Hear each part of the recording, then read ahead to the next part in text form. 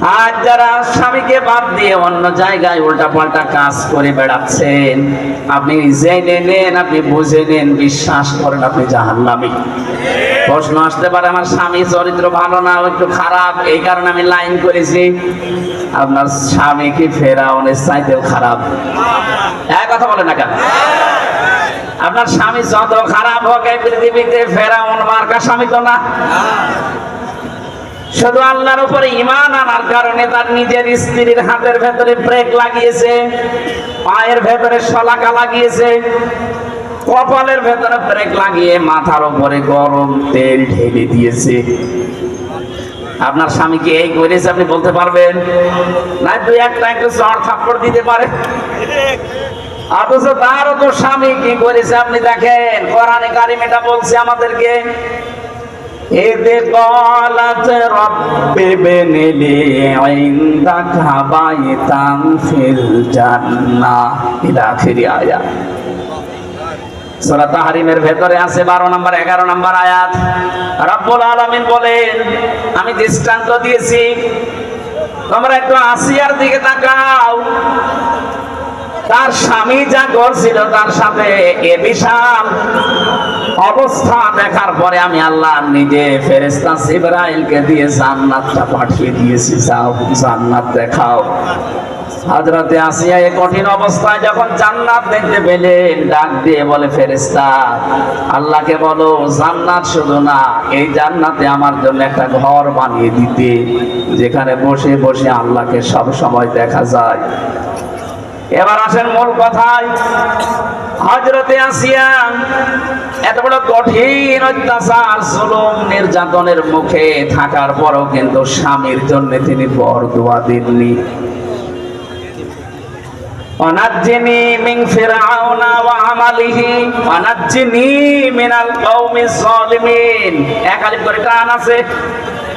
হযরতে আসিয়া বলেছিলেন, মাবুদ আমার স্বামী আমার উপরে জুলুম, অত্যাচার, নির্যাতন করছে, এই দৃশ্য দেখে তুমি যেন রেগে যেও না, তুমি আমার স্বামীর জুলুম থেকে আমাকে বাঁচাও, এবং আমার জুলুম যাদেরকে দিয়ে করে এর এই গুন্ডা বাহিনী, এই জালেমদের থেকে তুমি আমাকে বাঁচাও, কিন্তু আমার স্বামীর উপরে তুমি গজব দিও না। আপনি একটু খেয়াল করে দেখেন তো, কোন পর্যায়ে দাঁড়িয়ে তিনি এই দোয়া করছেন, যেখানে জীবন মরণ নিয়ে টানাটানি, মাথার উপরে গরম তেল চলছে, চুলগুলো উঠে যাচ্ছে, উলঙ্গ অবস্থায় রেখে হাতে পায়ে ব্রেক লাগিয়ে কপালের ভেতরে শলাকা লাগিয়েছে। এ কঠিন মুহূর্তেও তিনি জুলুম একেবারে শেষ পর্যায়ে জর্জরিত, তারপরও স্বামীর জন্য তিনি বরদোয়া দেননি। বলেছিলেন, আল্লাহ তুমি আমার স্বামীর জুলুম থেকে আমাকে বাঁচাও। আপনি যে জান্নাতের আশা করেন আসিয়ার সাথে, আপনি মিলান তো আপনার জীবনে এটা পাওয়া যাবে? বলেন যে না, ওর চরিত্র আসলে ভালো না, অন্যদিকে লাইন আছে। ফেরাউনের কি লাইন ছিল না? আপনার চাইতে ফেরাউন স্বামীর চাইতে কত গুণ খারাপ হতে পারে আপনি ধারণা করেন এই ঘটনা থেকে। এই জন্য বলছি, স্বামী যাদের মাথার উপরে আছে সে যেন মনে করে আমার মাথায় একটা ছাদ আছে। কি আছে?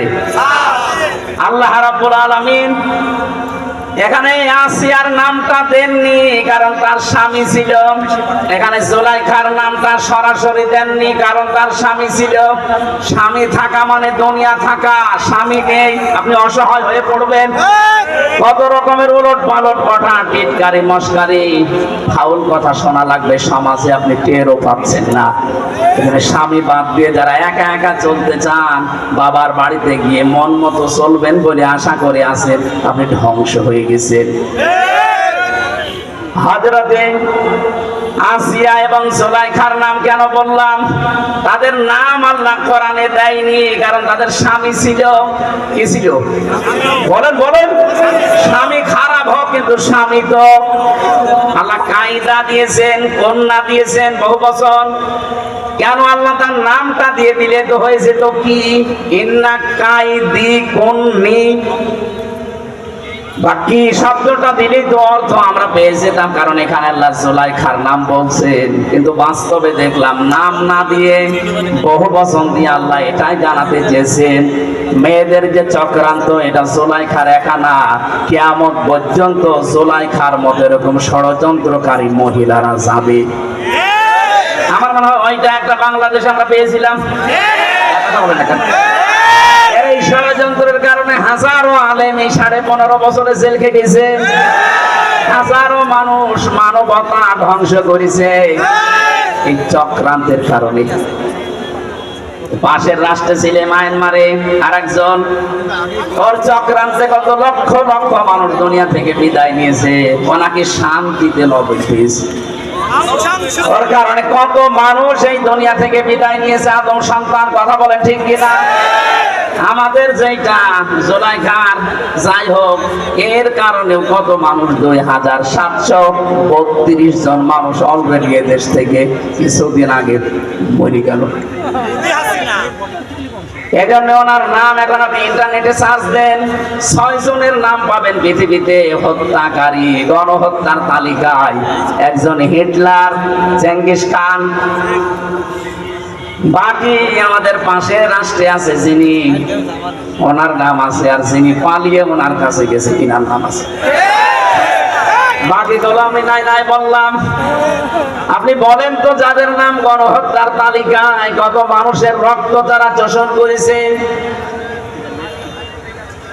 এই যে আমার ফাঁসি চাই এই বইটা আমি পড়েছিলাম, দেখলাম ওখানে লিখেছে মতিউর রহমান রেন্টু সাহেব, উনি নিজে লিখে দিয়েছে যারা পালিয়েছে ওদের 2 জনের অভ্যাস চরিত্র এই ছিল, কেউ যদি মারা যেত তার রক্ত দেখে তারা খুশি হতো।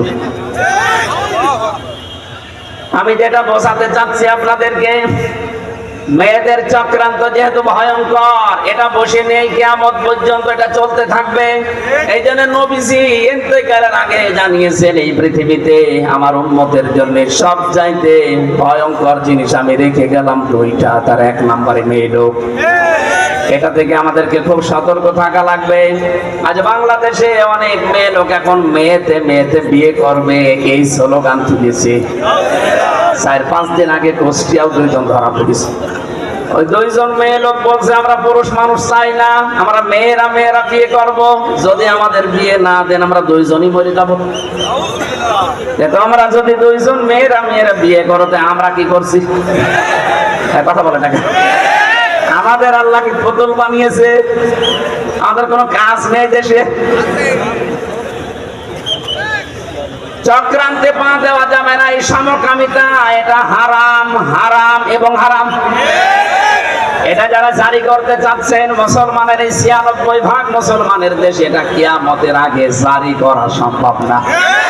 আপনাদের স্বপ্ন সাথ কোনোদিন পূর্ণ হবে না একজন মুসলমানের দেশে জীবিত থাকতে। কথা বলেন ঠিক কিনা?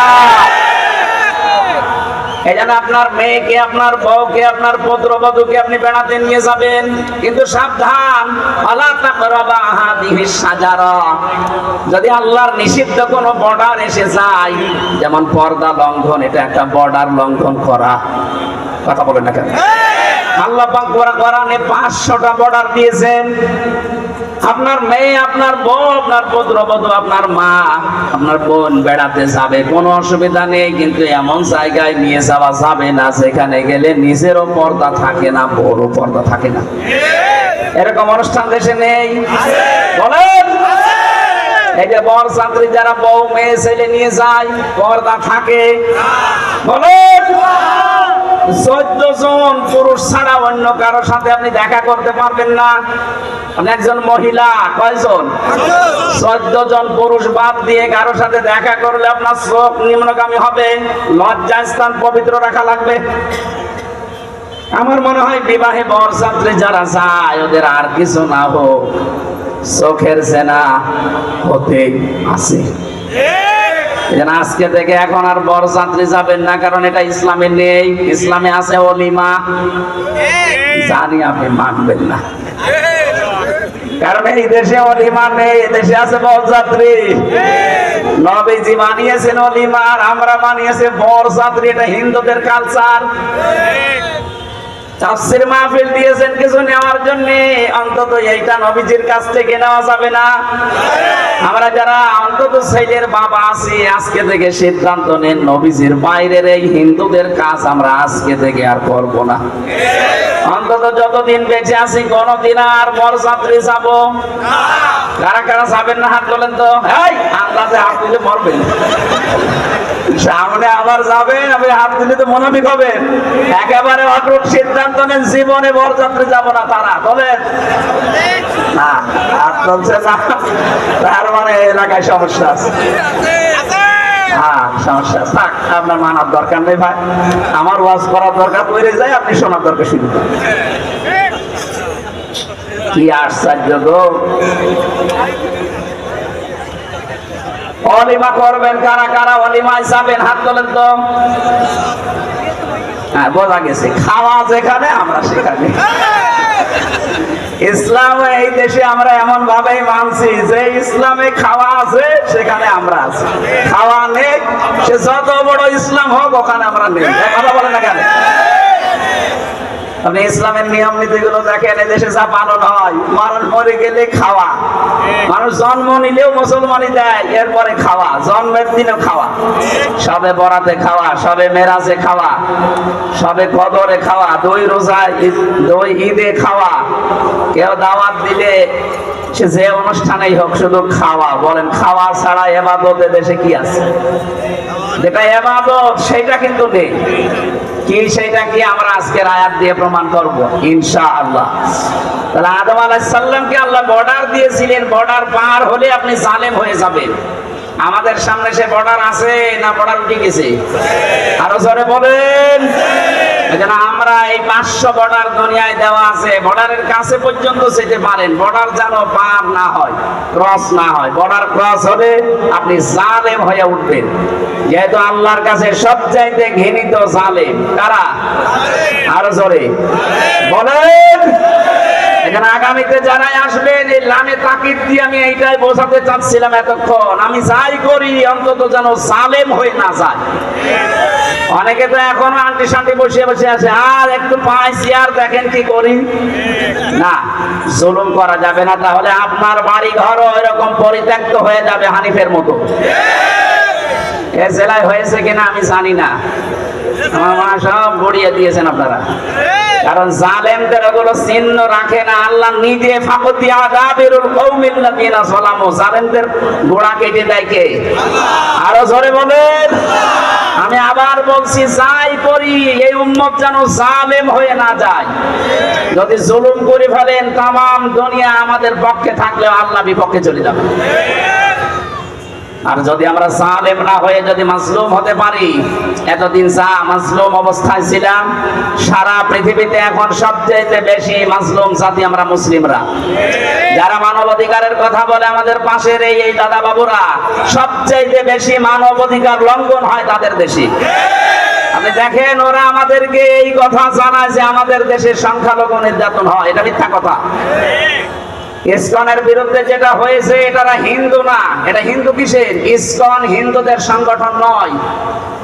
এর প্রতিষ্ঠাতা যেই লোকটা প্রভুপাদ স্বামী, একটা ইহুদি, এ খ্রিস্টান চার্চে লেখাপড়া করে হিন্দুদের কিছু মানুষকে মোটিভেশন করে ও একটা নতুন হিন্দুদের ধর্মের বদনাম করার জন্য এই কাজটা আরম্ভ করেছিল। সুতরাং ইসকনের নাম নিয়ে আপনি বিশৃঙ্খলা করবেন, আপনাদেরকে কিছু বললে আপনি তারা দুনিয়ায় জানাবেন যে আমাদের সংখ্যালঘু নির্যাতন হচ্ছে। আজকে ভারতে তাকান, অনেক মসজিদ ভেঙ্গে ভেঙ্গে তারা আজ মন্দির বানাচ্ছে। এই কথা বলেন না কেন? বাংলাদেশে ইতিহাস আছে যে কোন মন্দির ভেঙে আমরা আজ পর্যন্ত মসজিদ বানিয়েছি? গতকাল ওরা জানিয়েছে আজমির শরীফের নিচে নাকি 1000 বছর আগে মন্দির ছিল, এখন ওটা ভেঙে মন্দির বানাবে। এই ভুয়া কথা তুলে যদি আজমির শরীফে হাত দিতে চান, বাংলাদেশের ঢাকার ইসকন মন্দির যেটা স্বামীবাগে, এখন যদি বলে যে এটা 500 বছর আগে এখানে মসজিদ ছিল, এখন নেন খেলা। আর জালেমরা যখন কারাগারে যায়, জালেমরা যখন আদালতে ওঠে, তখন আমার মাঝে মাঝে মনে হয় দেখ কেমন লাগে। আমাদের যখন নিয়ে যেত আদালতে মাথায় দড়ি দিয়ে ওরা ফিসাফিসি করতো, এর কাছে ও বলতো দেখ কেমন লাগে। এখন আপনাদের এই দৃশ্য দেখে তো আমার মনে হচ্ছে দেখ কেমন লাগে। তাসবিহ শরীফে হাত দেবেন দেন, আল্লাহর ঘর মসজিদ গুলো ভাঙছেন ভাঙেন, 2-3 বছর পরে দেখবেন সারা পৃথিবীর যেখানে হিন্দু আছে তখন বলা হবে যে এখানে 1000 বছর আগে আমাদের মসজিদ ছিল। কি করবেন তখন? আপনাদের সংখ্যায় তো বেশি না, তাম দুনিয়ায় সবচাইতে বেশি খ্রিস্টান ধর্মের মানুষ, এরপরে আমরা। এক কথা বলে না কেন? খ্রিস্টান 250 কোটি আর আমরা 200 কোটি, হিন্দু আছে 130 কোটি। এক একজন যদি এক একজনকে আপনি ভাগ করে দেন তাও তো পারবেন না। সুতরাং যে ষড়যন্ত্র আরম্ভ করেছেন এটা থামান। ইউনূস সাহেবের এক কথায় আপনার সব উল্টাপাল্টা হয়ে গেছে, তাও তো কিছু করে নাই। ইউনূস সাহেব যদি যা বলেছিল ওইটা করতো, এতক্ষণ পর্যন্ত ভারত এই 7 সিস্টার সব ভেঙে গুড়িয়ে যেত। ওনাকে দুর্বল মনে করবেন না, ওনার পেছনে যা আছে আপনি টের পাচ্ছেন না। আজকে সকালবেলা আমি 45 মিনিট দেখেছিলাম আমাদের টকশো গুলো, পাগল হয়ে গেছে। এই জন্য সেটা রেকর্ড হচ্ছে, সারা দুনিয়ায় যাবে এটা, এটা শুধু এখানে সীমাবদ্ধ নেই। এই জন্য এই কথাগুলো বললাম। যারা এই ষড়যন্ত্রে মেতে আছে, কিছু দালাল মিডিয়া সহ, আপনারা থামবেন।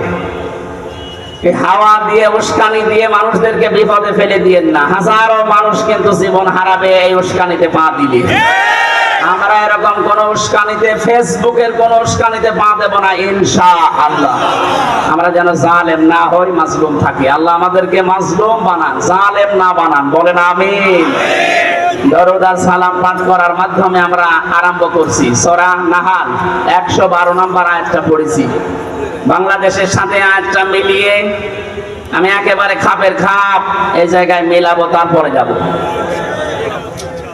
আল্লাহ পাক বলেন, দরাবাল্লাহু মাসালান ক্বরিয়াতান কানাত আমিনাতাম মুতমাইন্না। আমি একটা গ্রামের উদাহরণ দিচ্ছি তোমাদের সামনে। কে বলছেন? আল্লাহ বলেন একটা গ্রামের উদাহরণ তোমাদের সামনে দিলাম। কি ছিল সেই গ্রামে?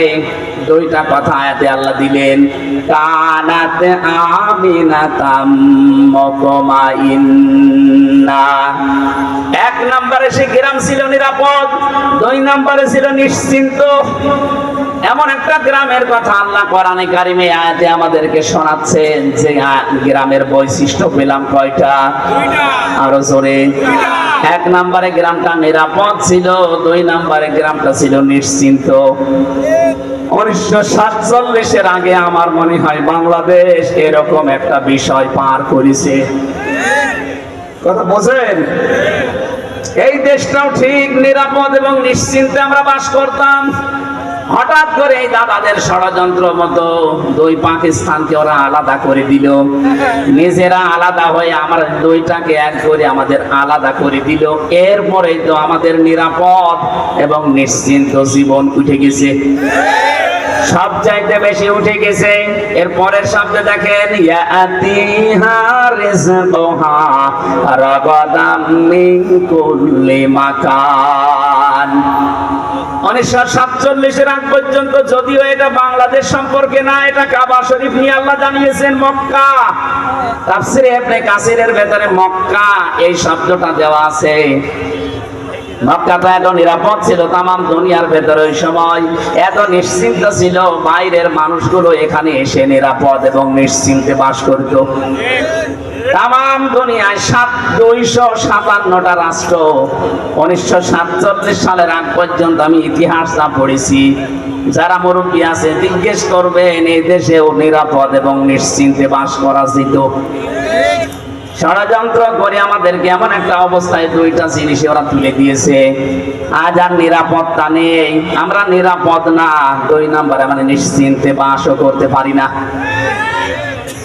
আমাদের কাছে রিজিক, উপকরণ, জীবন উপকরণ যেগুলো আল্লাহ বিভিন্ন জায়গা থেকে পাঠাতেন, বিশ্বের বিভিন্ন জায়গা থেকে আমাদের রিজিকের ব্যবস্থা হতো। কারণ ওই সময়ের মানুষের ঈমান আর এই 2024 সালের ঈমান এক না।